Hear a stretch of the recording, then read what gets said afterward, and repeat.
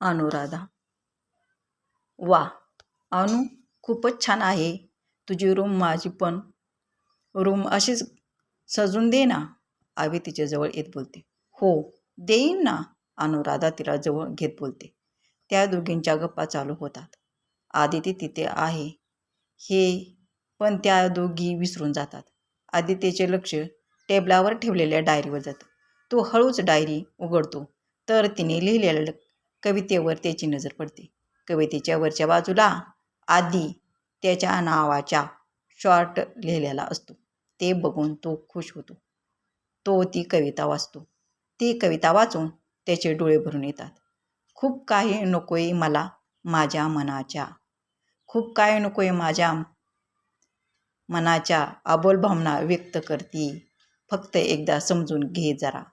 खूप काही नकोय मला, खूप काही नकोय मला, माझ्या प्रत्येक सुखदुःखात हवा आहेस मला. गुंतलेल्या माझ्या मनाला, गुंतलेल्या माझ्या मनाला फक्त एकदा समजून घे ना. खूप काही नकोय मला. माझ्या आवाजातील चढ उतार, माझ्या आवाजातील चढ उतार आणि माझ्या नकारालाही होकार, फक्त एकदा समजून घे ना, फक्त एकदा समजून घे ना. खूप काही आहे, खूप काही नको आहे मला तुझ्यासोबत असतानाचा माझा बालहट्ट, फक्त एकदा समजून घे ना. बाकी काही नकोय मला, तुझी फक्त सावली बनायचे, मला तुझी कमजोरी नव्हे तुझी ताकद बनायची. मला फक्त एकदा समजून घे ना, मला फक्त एकदा समजून घे ना. माझ्या स्मित हास्या मागची वेदना समजून घे जरा. मी असो वा नसो समोर तुझ्या, माझे अस्तित्व समजून घे ना एकदा, समजून घे ना एकदा. दी गुरुजी आली आहेत, आईने तुम्हा दोघांना बोलवले आहे, रेवती रूममध्ये येत बोलते. ते दोघे बाहेर येतात तर गुरुजी दोघांच्या कुंडली बघत असतात. काय झालं गुरुजी, सगळं ठीक आहे ना? म्हणजे दोघांच्या कुंडलीत काही दोष नाही ना? कौशल्याताई काळजीने विचारतात. नाही, दोघांच्या पत्रिका उत्तम आहेत आणि 2 चांगले मुहूर्त पण आहेत.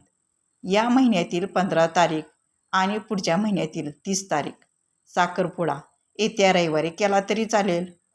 तो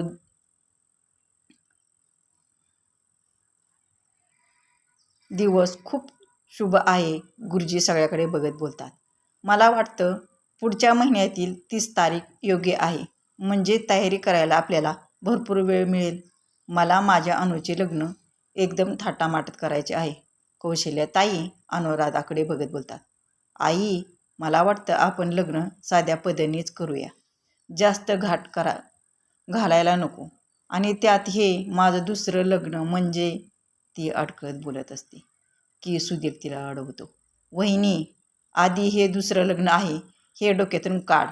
ते लग्न तुझ्या इच्छेविरुद्ध झालं होतं, त्यामुळे आमच्या लेखी त्या लग्नाला काहीच अर्थ नाही. आता खरंच तू मनापासून लग्न करत आहेस तर आम्हाला आमचं कर्तव्य पार पाडू दे. नाही म्हणू नकोस. तुझं लग्न हे आमच्यासाठी कोणत्या स्वप्नापेक्षा कमी नाही. सुधीर पाणावलेले डोळे पुसत बोलतो.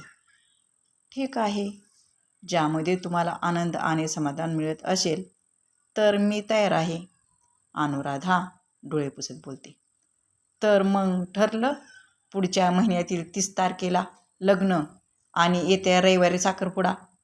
आदित्य, अरे रविवार म्हणजे 2च दिवस राहिलेत, तर उद्यापासूनच तयारी करावी लागेल. तू उद्याच अनुला घेऊन शॉपिंगला जा, बाकीचं आम्ही बघू.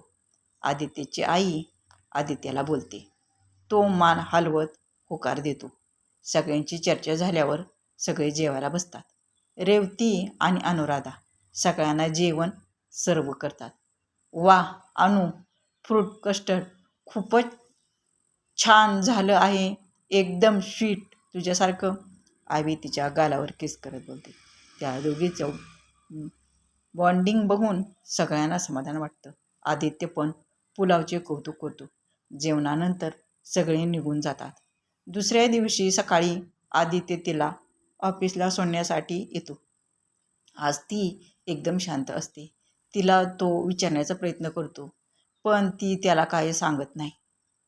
तो तिला ऑफिसच्या खाली सोडतो. ती ऑफिसमध्ये येताच सुगंधाला शोधू लागते.